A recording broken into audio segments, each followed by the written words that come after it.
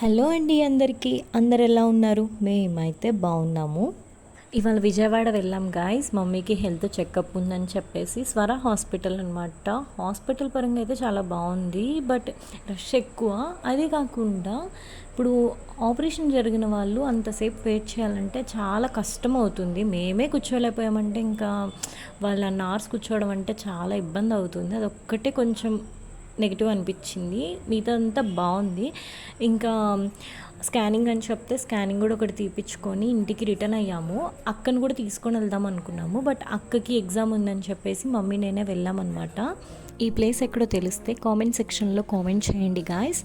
Juice తాగి కాసేపు అనుకున్నాము. ఇంకా ఈవినింగ్ శ్రీరామనవమి అయిపోయాక వసంతం అని చెప్పేసి అక్కడ ఊరేగింపు ప్లస్ అన్నదాన కార్యక్రమం జరిగిందనమాట.